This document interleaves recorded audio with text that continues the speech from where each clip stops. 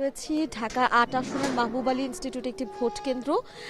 আচ্ছা, ভোট গ্রহণ তো শেষ হয়ে গিয়েছে, আমরা কি একটু ভিতরে ঢুকতে পারবো? আর আমরা একটু ভেতরে ঢুকতে যাচ্ছিলাম। আমরা তাহলে আমরা একটু ভেতরে ঢুকি।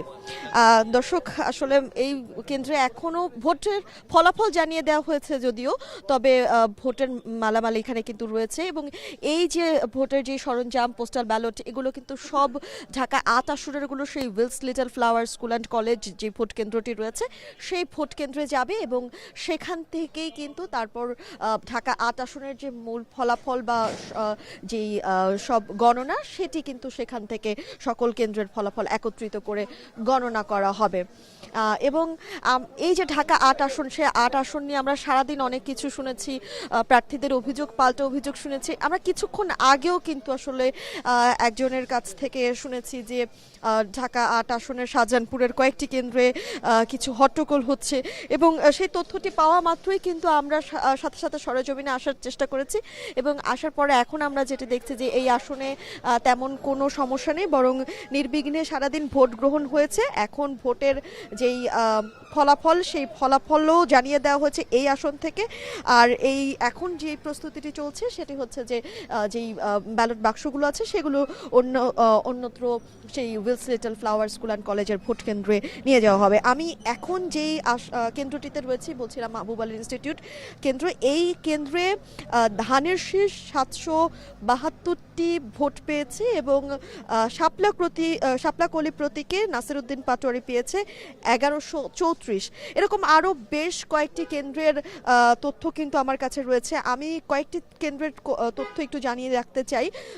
বুয়েটের যে কেন্দ্রটি রয়েছে সেই কেন্দ্রে কিন্তু নাসির উদ্দিন পাটোয়ারি শাপলাকলি প্রতীকে নিয়ে এগিয়ে আছে। আবার রেলওয়ে কলোনি উচ্চ বিদ্যালয় মহিলা ৩ যে ভোট কেন্দ্রটি ছিল শাহজাহানপুরের, সেটিতে কিন্তু মির্জা আব্বাস এগিয়ে রয়েছে এবং মহিলা পুরুষ দুটি কেন্দ্রতেই মির্জা আব্বাস এগিয়ে রয়েছে।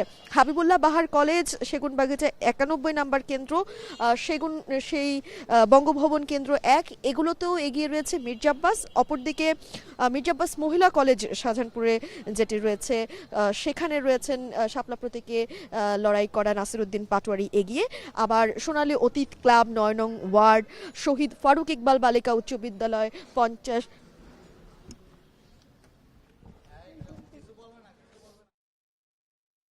সেই কেন্দ্রে সেখানে কিন্তু তারা এগিয়ে রয়েছে, নাসির উদ্দিন পাটোয়ারি এগিয়ে রয়েছে।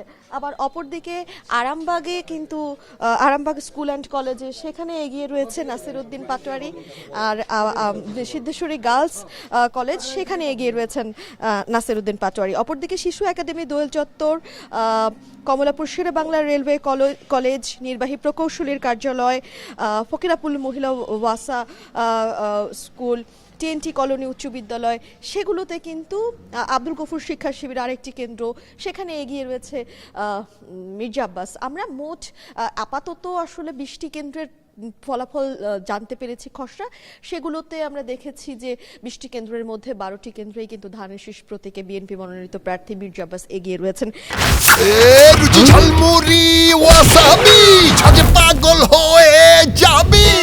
এছাড়াও আমরা আরও অনেকগুলো কেন্দ্রের ফলাফলও কিন্তু জেনেছি, কিন্তু সেগুলো আসলে আমাদের আনুষ্ঠানিকভাবে কিংবা তালিকাভুক্ত করে জানানো হয়নি। আর আরেকটি বিষয় যে সারাদিন ব্যাপী আমরা আসলে যারা ঢাকা ৮ আসনের জনগণ রয়েছে কিংবা অন্যান্য আসনের যারা সাধারণ মানুষ রয়েছেন, তারাও কিন্তু মুখিয়ে রয়েছে এই ঢাকা ৮ আসন থেকে কে আসলে বিজয়ী হয় সেটি জানার জন্য। একদিকে মির্জা আব্বাস, অপরদিকে নাসির উদ্দিন পাটোয়ারি, এই দুজনকে সামাজিক যোগাযোগ মাধ্যমে নির্বাচনী প্রচারণা শুরু হওয়ার পরের থেকে মানুষ যেভাবে আসলে একে অপরকে কটাক্ষ করে, প্রতিদ্বন্দ্বিতামূলক কথাবার্তা বলে, সামাজিক যোগাযোগ মাধ্যমে আক্রমণ করে, গণমাধ্যমের সামনে আক্রমণ করে একে অপরকে কথা বলেছে, সবকিছু মিলিয়ে তবু আসলে দিন শেষে এই আসনটি একটি আগ্রহের কেন্দ্রবিন্দুতে পৌঁছেছে মানুষের কাছে।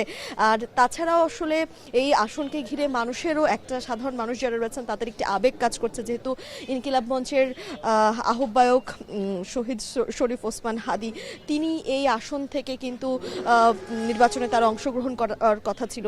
সেই জায়গা থেকে তিনি চলে যাওয়ার পরই কিন্তু 11 দলীয় ঐক্যজোট থেকে সিদ্ধান্ত হয় যে নাসিরউদ্দিন পাটোয়ারি তিনি এই ঢাকা 8 আসন থেকে লড়বেন। তার ঢাকা 18 আসন থেকে লড়ার কথা ছিল এবং তিনি কিন্তু ঢাকা 8 আসনের ভোটারও নন, তিনি ঢাকা 18 আসনের ভোটার। তো সেই জায়গা থেকে তাকে শেষ পর্যন্ত এই ঢাকা 8 আসনে লড়তে হয়েছে। তো তিনি আজকে দিনভরই কিন্তু শরীফ ওসমান হাদিকে স্মরণ করেছেন এবং তিনি বলেছেন যে এই যে মানুষ ভোট দিচ্ছে আজকে, যারা নাসিরউদ্দিন পাটোয়ারিকে ভোট দিচ্ছে, সেই ভোটটি আসলে নাসিরউদ্দিন পাটোয়ারির ভোট না, সেই ভোটটি হচ্ছে শরীফ ওসমান হাদির ভোট। এবং তারা কিন্তু বলেছেন যে তার যে দায়িত্ব, সেই দায়িত্ব কিন্তু আরও বেড়ে গেল। তিনি যদি সংসদে যান তাহলে তো অবশ্যই ওসমান হাদির হত্যার বিচার তিনি দায়িত্ব নিয়ে করবেনই। অপরদিকে তিনি যদি হেরেও যান তাহলে তার আসলে বিকল্প কি পরিকল্পনা, কারণ তিনি যেহেতু অনেক কথা বলেছেন এই ঢাকা 8 আসনকে উন্নত করার জন্য, বা তার প্রতিদ্বন্দ্বী যে প্রার্থী মির্জা আব্বাস তাকে নিয়ে, তার কর্মকাণ্ড নিয়ে, তার রাজনৈতিক জীবন নিয়ে, সেই জায়গা থেকে তিনি আসলে বিকল্প কি করবেন তিনি যদি নির্বাচনে জয়ী না হন। তখনও কিন্তু তিনি তার ভিন্ন যে পরিকল্পনা তিনি বলেছেন যে তিনি এতদিন যে কথাগুলো বলেছেন সেই কথাতে তিনি সর্বোচ্চ বা তিনি তার জায়গায় অচল থাকবেন তিনি হেরে গেল। তবে বেশ কয়েকটি কেন্দ্রে কিন্তু তিনি অভিযোগ করেছেন, বিশেষ করে ঢাকা 8 আসনের এই যে শাহজাহানপুর এলাকায় দুটি কেন্দ্র নিয়ে তিনি একদমই নির্দিষ্ট করে অভিযোগ করেছেন। একটি হচ্ছে মির্জা আব্বাস মহিলা ডিগ্রি কলেজের কেন্দ্র, অপরদিকে আরেকটি হচ্ছে শাহজাহানপুর রেলওয়ে স্কুল। এই দুটি কেন্দ্র নিয়ে তিনি বলেছেন এখানে ভোট জালিয়াতি হচ্ছে, এখানে ভোট কারচুপি করা হচ্ছে, পোস্টাল ব্যালটে আগে থেকে সিল মারা হচ্ছে, এই ধরনের অভিযোগের কথা তিনি গণমাধ্যমের সঙ্গে উল্লেখ করে বলেছেন এবং তিনি এটিও বলেছেন যে তিনি নির্বাচন কমিশনকে জানিয়েছেন। অপরদিকে মির্জা আব্বাস তিনি বলেছেন যে আসলে নির্বাচন বানচালের চেষ্টা অনেকেই করছে, নির্বাচন বানচালের চেষ্টা করে কোনো লাভ নেই।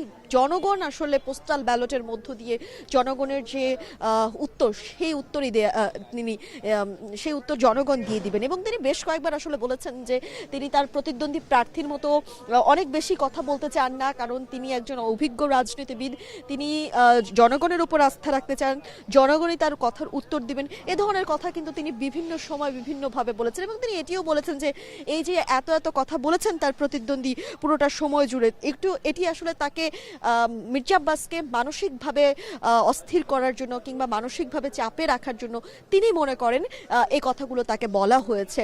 তো সবকিছু মিলিয়ে আজ আসলে তিনি খুব বেশি কিছু বলেনি, আবার শুধু তিনি এটুকুই বলেছেন যে আজকের যে রায়, সেই রায়টি দেশের সাধারণ জনগণ, এই ঢাকা 8 আসনের যারা ভোটার রয়েছেন তারাই তাদের ভোটের মাধ্যমে, ব্যালট বক্সের মাধ্যমে সেটি তারা জানিয়ে দেবেন। অপরদিকে নাসিরউদ্দিন পাটোয়ারিও নিজেও আজকে বলেছেন যে তিনি আজ আর কাউকে দোষারোপ করে কোনো কথা বলবেন না, তিনি সবাইকে ক্ষমা করে দিয়েছেন, এমনটি কিন্তু উল্লেখ করেছেন। আসলে এই যে তারা একে অপরকে পাল্টাপাল্টি মানে দিনে কয়েকবার কয়েক জায়গায় আসলে এই যে তারা দুজনকে নিয়ে কথা বলে, এই কথাগুলোই মূলত ভোটার যারা রয়েছেন সেই ভোটারদের কাছে আগ্রহী করে তুলেছে এই ঢাকা 8 আসনকে। এই যে অভিযোগ পাল্টে অভিযোগ, সেই অভিযোগের পরিপ্রেক্ষিতেই ঢাকা 8 আসন নিয়ে মানুষের একটি বিশেষ কৌতূহল তৈরি হয়েছিল।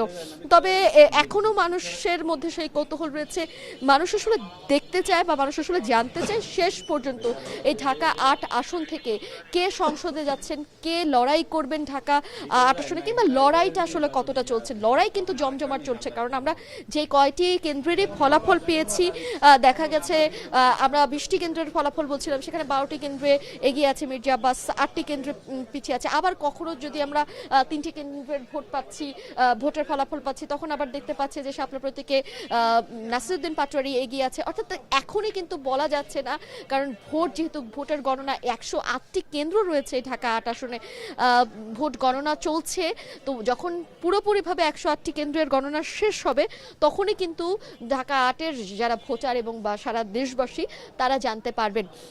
আমরা কিন্তু আসলে যখন নির্বাচনের প্রচারণা দেখেছি, আমরা বলছিলাম যে মানুষের কাছে এই আগ্রহটা কেন তৈরি হলো, এই যে একে অপরকে নিয়ে তারা যেভাবে কথা বলেছেন, যেভাবে কটাক্ষ করেছেন, যদিও দুই পক্ষই অভিযোগ করেছেন বা দুই পক্ষই গণমাধ্যমে বলেছেন যে তারা সত্যি কথাগুলোই তুলে ধরেছেন মানুষের সামনে, সেই পক্ষ থেকে যে যার আসলে মতাদর্শে বিশ্বাস করেন, অর্থাৎ যারা ধানের শীষের প্রতীকে বিশ্বাস করেন কিংবা ধানের শীষের যারা ধানের শীষের যারা প্রতীকে যারা বিশ্বাস করেন তারা কিন্তু আসলে মির্জা আব্বাসের কথাই বিশ্বাস করেছেন, যেহেতু তার আদর্শে তারা এই আসনের উন্নতি হবে কিনা, কতটুকু হবে সেটি তারা বিশ্বাস করেন। আবার অপরদিকে কিন্তু যারা নাসিরউদ্দিন পাটোয়ারির কর্মী সমর্থক রয়েছেন বা তারা অনুসারীরা রয়েছেন, তারা কিন্তু তার কথাকে সমর্থন করছে। সবকিছু মিলিয়ে আসলে সারা দিন তো চলে গেল, ভোট গ্রহণ সুষ্ঠুভাবে হলো, নির্বাচনের ফল গণনাও শুরু হয়েছে, আর কিছুক্ষণ পর হয়তো আমরা ফল পাবো হাতে। তো সবকিছু মিলিয়ে আর হয়তো অল্প কয়েক ঘন্টার অপেক্ষা, এবং তারপরেই আমরা ধীরে ধীরে বলতে পারবো যে আগামী দিনে বাংলাদেশের প্রধানমন্ত্রী কি হবেন, কিংবা ঢাকা ৮ আসন থেকে সংসদে কে যাবেন, নাসিরউদ্দিন পাটোয়ারি নাকি মির্জা আব্বাস, সেটি জানার আর মাত্র কয়েক ঘন্টার অপেক্ষা। হতে পারে সেটি আর ৩ থেকে ৪ ঘন্টা, হতে পারে আধা ঘন্টা থেকে ১ ঘন্টা, অর্থাৎ আমাদেরকে আসলে অপেক্ষা করতে হবে। এই ছিল এখন পর্যন্ত আমার কাছে সর্বশেষ। এখন আমরা যাব টাঙ্গাইলে আমাদের আরেক সহকর্মী কাউসার আহমেদের কাছে।